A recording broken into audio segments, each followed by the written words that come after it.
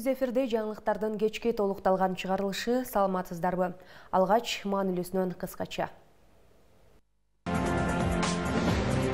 1-июнь балдарды коргоо күнү. Кыргызстандын бардык аймактарында салтанаттуу иш-чаралар уюштурулду. Алмазбек Атамбаевка июнь окуясы боюнча айып коюлду. Кыргыз-Кытай чек-арасы 3 күнгө жабылат.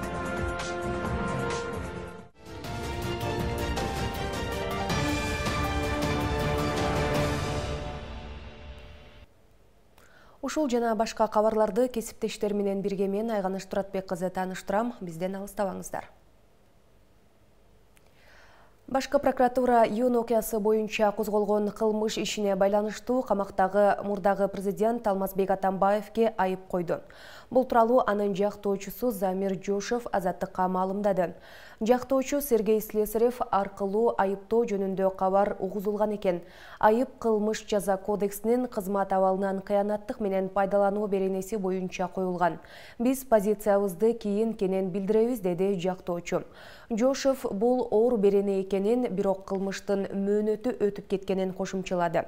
Башкы көзөмөл орган бул маалымат боюнча комментарий бере элек. Буга чейин июнь окуясы боюнча убактылуу өкмөттүн мүчөлөрү Кеңешбек Дүйшүбаевке, Исмаил Исаковка жана Бектур Асановка айып коюлган. Алар муну саясий басым катары баалашкан. 24 майда башкы прокуратура экс-президент Роза Отунбаева, мурдагы президент Алмазбек Атамбаев баш болгон убактылуу өкмөттүн 9 мүчөсүнүн үй мүлкүн кызмат абалынан кыянаттык менен пайдалануу беренесинин алкагында тактап жатканы белгилүү болгон. Улуттук коопсуздук боюнча мамлекеттик комитет 1 жыл мурда июнь окуясы боюнча 2010 жылдагы убактылуу өкмөттүн мүчөлөрүнө козголгон кылмыш иши кайра тергеле баштаганын билдирген. Анын алдында президент Садыр Жапаров атайын кызматка июнь окуясындагы материалдарды кайра иликтөөнү тапшырган.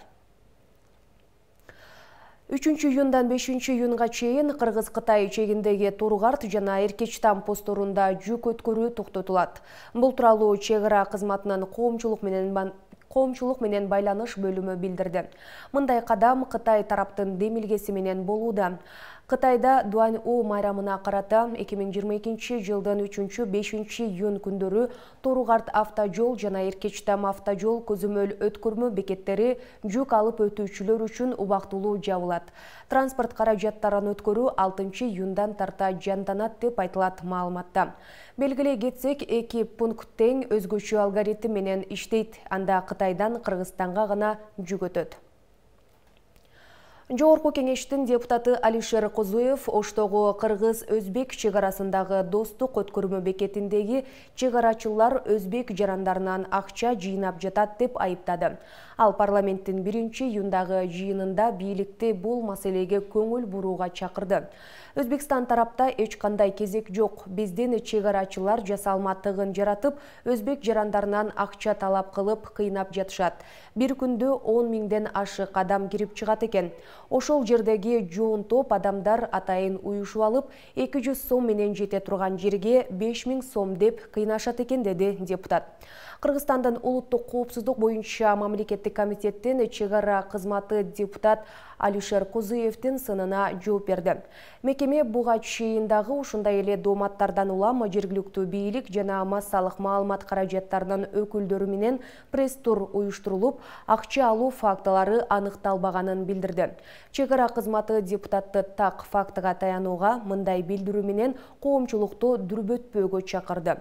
Парламентте буга чейиндагы достуктан өткөндөр акча төлөөгө мажбур болуп жатканы жөнүндө маселе көтөрүлгөн.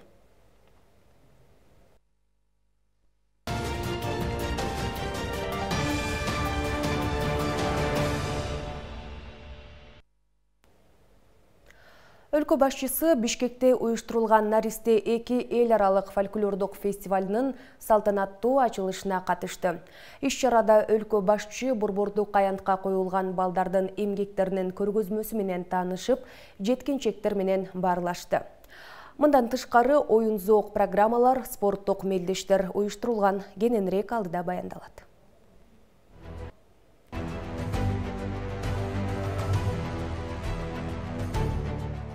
Борбордук аянт бүгүн өзгөчө жаш жеткинчектерге толгон. Аларга майрамдык маанай тартылуу максатында масштабдуу салтанат уюштурулду. Анын алкагында өлкө башчы Садыр Жапаровдун катышуусунда Наристе 2 эл аралык балдар фольклор фестивалынын салтанаттуу ачылышы болду. Чүй проспектисинде өлкөнүн бардык аймактарынан жана чет өлкөлөрдөн келген 4000ге жакын катышуучулардан турган параддык жүрүш өтүп, андан соң фестивалдын ачылыш аземи болду.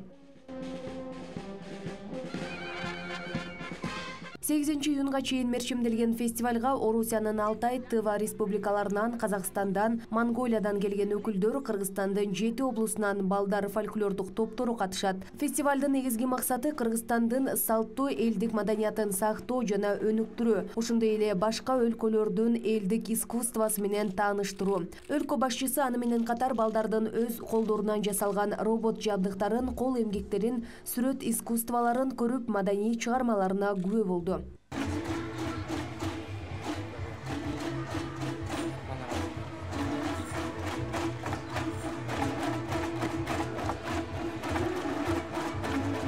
Садыр Жапаров Наристе 2 эл аралык балдар фольклор фестивалынын алкагында жалпы катышуучуларды куттуктап, балдардын жылмаюусу өчпөсүн деген тилегин билдирди.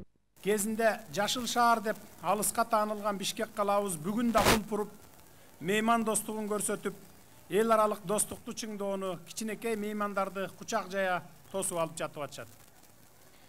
Буга биз абдан кубанычтабыз. Кымбаттуу балдарым, кыздарым, жан дүйнөнүн жакшылыгын, келечекке болгон үмүттүн эң сонун майрамына айланган Наристе фестивалына катышып жатканыңыздар биз үчүн чоң бакыт, чоң сүйүнүч. Салтанаттуу иш-чарадан соң президент өлкөнүн алдыңкы окуучулары менен суроо жооп иретинде жолугушуу өткөрдү. Анда мамлекет башчы окуучуларды талыкпай билим алууга, эмгектенүүгө чакырып, келечекке үмүт менен кароо зарылдыгын белгиледи. Ошондой эле ал Кыргызстан учурда билимдүү жаштарга муктаж экендигин билдирип, аларды өлкө ичиндеги олимпияларда гана эмес, эл аралык аренада дагы жалаң биринчиликтерди багындырууга үндөдү. Аяққа чет өлкөлүк тренерлерди, окуучулар чакырып, бирге баары ушинтип эл аралык олимпиадаларга даярданышат деп уктум. Ошо биздин өлкөдө да ушундайды өкмөт уюштура алабы деп суроо берилди. Мен өкмөткө тапшырма берейин, болот уюштурсак, аны сөзсүз болот, мына министрге тапшырма беремин. Бул күн балдардын укуктарын, өмүрүн жана ден соолугун коргоо керектиги жөнүндө коомго эскертүү берип турат. Бул багытта коомдогу жеткинчектерди ар тараптан колдоо, анын ичинде мүмкүнчүлүгү чектелген балдардын укуктарын коргоо, алдын алуу боюнча иштер байма-бай жүрүп туруусу айтылды. Эми баягы жабыр тарткан адамдар туура зордук зомдук болуп калганда келишет. Бирок ага чейин биз иштерди алып барабыз. Кандай иштерди алып барабыз? Ачык иштерди өткөзөбүз, мектептерге барабыз. Бизде МАП бар, билесиздер, Ош шаарында 7 МАПка барабыз. Алар менен иштешебиз, университеттер менен иштешебиз. Бардык биздин негизи Ош шаарынын жарандары менен баарын иштешебиз да. Кыргызстандын 6.700.000 калкынын 2,5 миллионун 18 жашка чейинки курактагы балдар түзөт. Майыптыгы бар балдардын расмий саны 30.000дин тегерегинде. Бирок укук коргоочулар бул көрсөткүч кыйла жогору экенин айтып келишет. 2021-жылы 158.000ден ашык бала төрөлгөн. Алардын ичинен 81.000 эркек балдар жана 77.000 кыздар. Башкача айтканда, кыздарга караганда балдар көбүрөөк төрөлгөн. Аганыш Туратбек кызы, Белек Мусаев, Ош ТВ. 1 июнда Чолпон Ата шаарындагы Алтын балалык ден соолукту чыңдоочу реабилитациялык комплекси ишке берилди. Бул жайдын ачылышына президент Садыр Жапаров да катышты. Медициналык реабилитациялык борбор 8 блоктон турат. Ал жерде аллергология, онкология, пульмонология, акушердик гинекология, балдар хирургиясы, функционалдык диагностика жана неврология бөлүмдөрү бар. Комплекс бир мезгилде 400 баланы энелери менен кабыл алууга ылайыкташкан. Ошондой эле мекемеде медициналык илим изилдөө бөлүмү да иш алып барат. Алтын балалыкты мурдагы президент Аскар Акаевдин жубайы Майрам Акаева түзгөн Мээрим кайрымдуулук фонду 2000-жылы кура баштаган. 2005-жылы бийлик алмашып, Акаевдер өлкөдөн чыгып кеткен. Ошондон бери борбордун курулушу аяктабай турган. Өткөн жылы 15-октябрда аны ишке киргизүү максатында уюштурулган кайрымдуулук марафону өткөн. Ага катышкан ачкан президент Садыр Жапаров курулушун аяктоону жана пайдаланууга берүүнү тапшырганын 1-июнга карата ачуу пландалып жатканын айткан. Бүгүн биз алдыга койгон дагы бир максатыбызды ишке ашырып, мына ушул алтын балалык реабилитациялык комплексин ишке берип жатабыз. Өзүңүздөргө белгилүү болгондой, өткөн жылы бул реабилитациялык борборду ишке киргизүү үчүн кайрымдуулук акциясын уюштурулуп, ага жалпы коомчулук, мамлекеттик органдар, кайрымдуулук уюмдары, меценаттар катышкан эле. Жабыла көтөргөн жүк жеңилдегендей, ынтымактын, биримдиктин, тыкыр көзөмөлдүн негизинде бүгүнкүдөй жакшы саамалыкты элибизге тартуу кылып отурабыз. Учурдан пайдаланып, салым кошкон мекендештериме терең ыраазычылык билдирем. Балдар өлкөнүн келечеги. Жаш жеткинчектердин күнү Ош шаарында өзгөчө белгиленди. Майрамга карата сууга түшүү сезону ачылып, спорттук мелдешта өткөрүлдү. Каланын бардык 7 муниципалдык аймактык башкармалыгында сейил бактарда жаш жеткинчектер үчүн майрамдык концерт, сүрөт тартуу, ойлоп табуучулар көргөзмөсү уюштурулду. Майрамда эң негизгиси коомдун аярлуу катмарын коомго аралаштыруу максатталган. Өлкөнүн келечеги болгон жаш жеткинчектердин майрамы Алымбек Татка этнографиялык комплексинде салтанаттуу концерттик программа менен башталды. Таң эрте чогулган жаш өспүрүмдөр ырдап билеп, ар түрдүү шоу программаларга күбө болушту. Келечек чыгармачылык борборунун таланттуу окуучулары даярдаган концерт келген конокторго жагымдуу маанай тартуулады. Өспүрүмдөр улуттук бийге бийлеп, жанды үн, патриоттук ырларды ырдап мекеңди даңктады. Майрамга келген балдар мындан сырткары сүрөт тартуу, шахмат ойноо жана башка конкурстарга катышып, белектерге да ээ болушту. Бизге конкурстарды уюштуруптур, бизге жакты. Башка кыздар комуз кылып атышат, бийлеп атышат. Бүгүнкү майрамыңыздар менен бажык балдардын майрамыңар менен куттуктаймын. Бүгүнкү иш-чарага аябай сонун болуп жатат, мага алып жагып жатат. Бүгүнкү күн бизге аябай жакты. Бүгүн 1-июнь балдар күнү. Конкурстарды өттүк, сүрөттөрдү тарттык. Мага аябай жакты. Бүгүн сонун майрамдар болуп атат. Конкурстар, сүрөт тартууга, скакалка секирген, бул сүрөттөр. Балдарды коргоо күнүнө карата майрамдык иш-чаралар шаар аймагындагы бардык муниципалдык аймактык башкармалыктарда, мектеп бала-бакчаларда, эс алуу жайларында белгиленди. Анын алкагында 1000ден ашуун жаш өспүрүмгө таттуулар жана балмуздактар берилди. Мамлекеттин келечеги болгон жаштар үчүн жогорку деңгээлде майрамдык салтанат уюштуруу пландалган. Ата-энелерге, чоңдорго, ушу балдарыбызга болгон мээримибизди, балдарга болгон көңүлүбүздү коюунун эскертүү бир күнү деп айтсам болот. Ар бир бала бул жашоодо ордун табыш үчүн, өзүнүн таалим тарбиясын алыш үчүн улуулардын, чоңдордун, мамлекеттин милдети чоң. Буюрса, эми мен айтат элем, балдар бул биздин келечегибиз да, мамлекеттин келечеги, улуттун келечеги дегиле. Ошол бүгүн эми өзгөчөлөнүп, балдарга атайын шаңдуу бир майрамдык маанай каалоо иретинде шаар ичинде 7 муниципалдык аймак башкармалыктарда, жерлеринде ушул сыяктуу иш-чаралар өткөрүлүп атат. Майрамдык программа түштөн кийин каланын Дельфин спорттук комплексинде уланды. Анда сууга түшүү сезону официалдуу ачылып, спорттук мелдеш уюштурулду. Аз камсыз болгон үй-бүлөлөрдү, ден соолугуна мүмкүнчүлүгү чектелген балдарды коомго аралаштыруу ар бир балдардын майрамынын маанилүү экендиги белгиленди. Иш-чарада 150 коомдун аярлуу балдары чакырылып, атайын белектер берилди. Ош шаарында жалпы 1032 мүмкүнчүлүгү чектелген наристе катталган. Улууларды сыйлап, урматтап, ушул мээримдүү болуп, ата-энеге мээримдүү болуп, досторуна келечектери кең болуп, бактылуу болушун Ушул балдарыбыз келечекте ушул Кыргыз элине керектүү бир инсандардан болушун каалайм. Ош шаарындагы турмуш шарты оор үй-бүлөнүн балдары аз камсыз болгон, ошондой эле Ош шаарындагы балдар үйүнүн балдары болуп жалпы 150 бала учурда катышып аткан кези. Ошондой эле демөө өлчүлөр аркылуу ар бир баланы дагы жөн койгон жок, бардыгына ушу белектер тартууланып, жакшы маанай тартууланды десек болот. Кыргызстанда 1-июнь балдарды коргоо күнү дүйнө коомчулугу менен биргеликте өткөн кылымдын 50-жылдарынан бери белгиленип келет. Өлкөдөгү ар бир бала татыктуу тарбия алып, коомдон өз ордун табуусун шарттоо ар бир ата-эненин милдети. Сактар Акбеков, Кайбилла Озбек уулу, Ош ТВ. Бактылуу балдардын күлкүсү өлкөнүн тиреги. Бүгүн наристелердин майрамына карата жагымдуу саамалык Салтанат Юсупова айыл өкмөтүндө дагы уюштурулду. Айылдагы социалдык абалы оор жана жакшы окуган 160 балага сый дасторкон тартууланып, белектер тапшырылды. Өспүрүмдөрдүн көңүлүн көтөргөн саамалык концерттик программа менен коштолуп, район акими дагы катышты.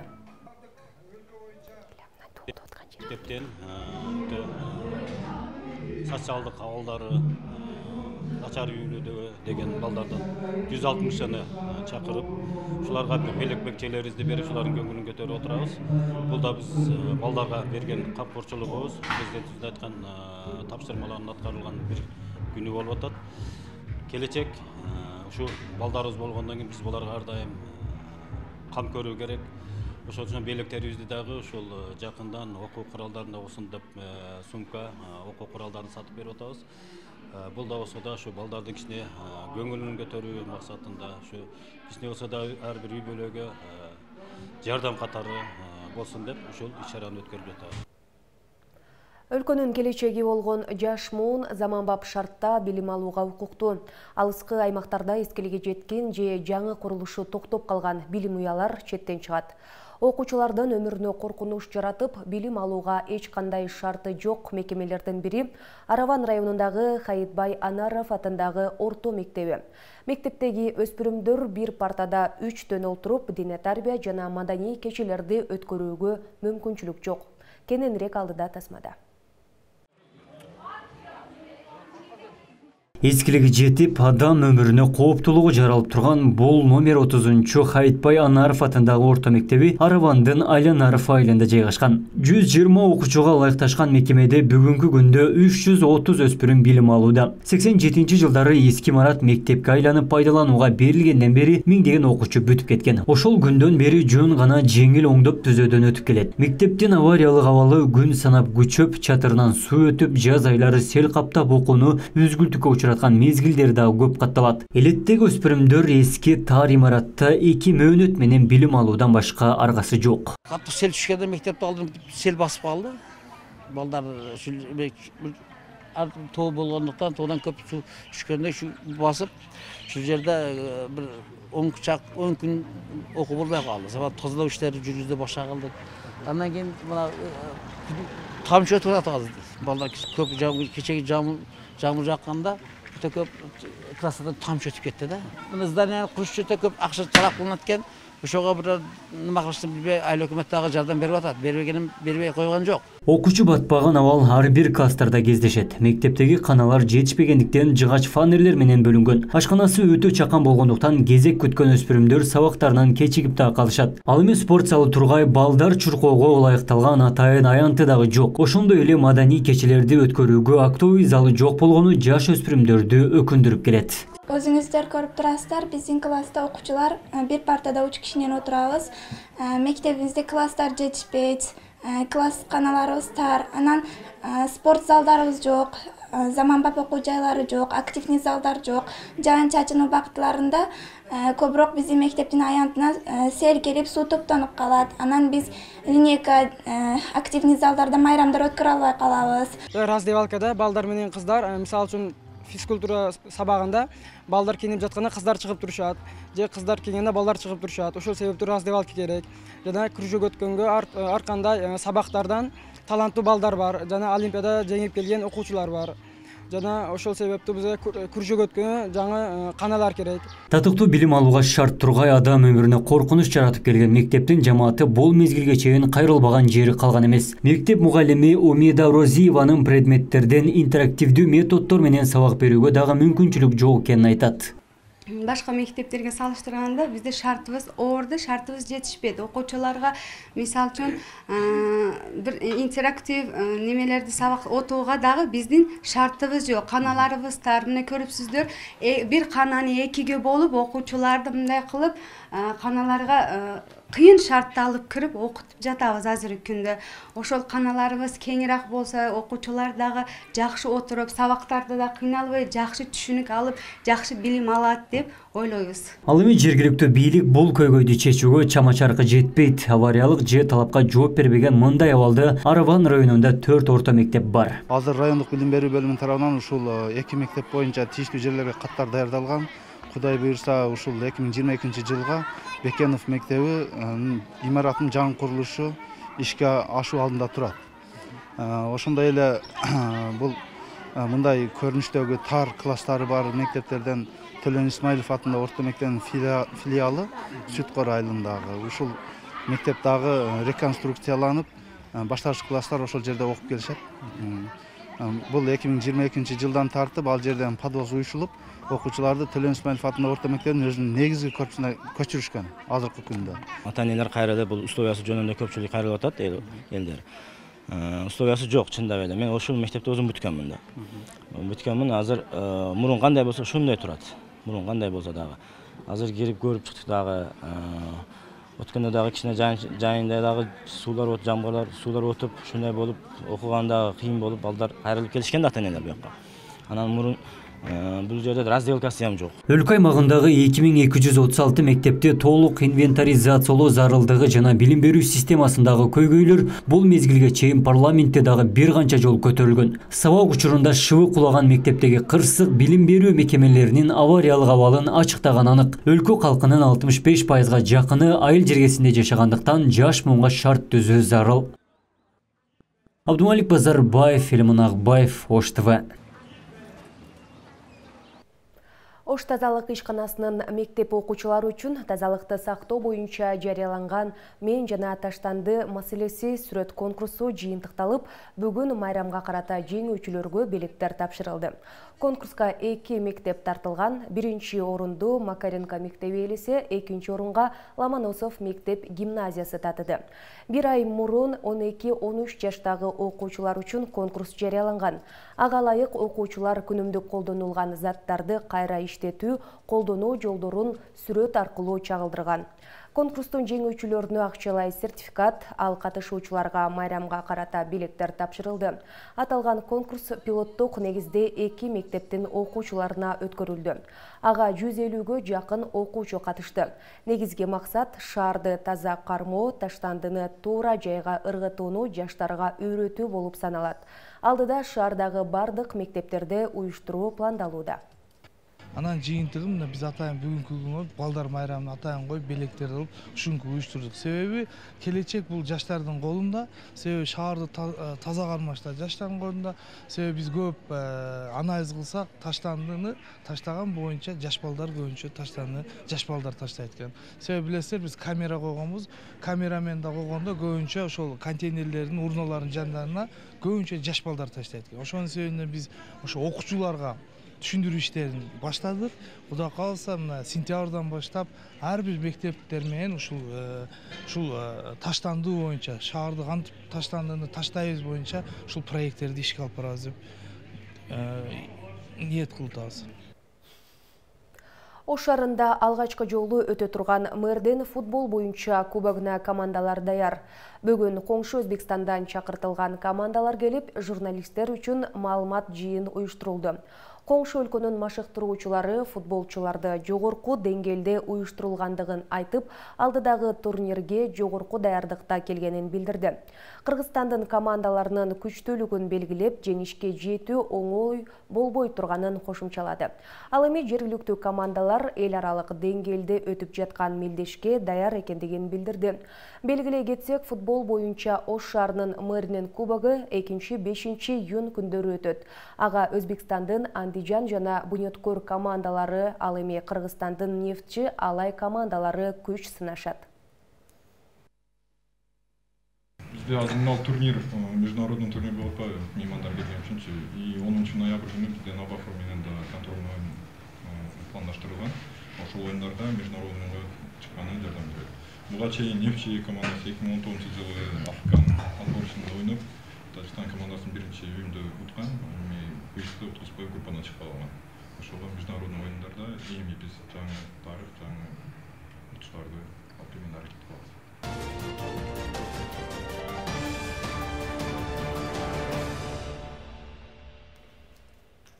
Урматтуу телегөрүүчүлөр, сиздер бүгүнкү күнгө алынган негизги кабарлар топтому менен таанышдыңыздар.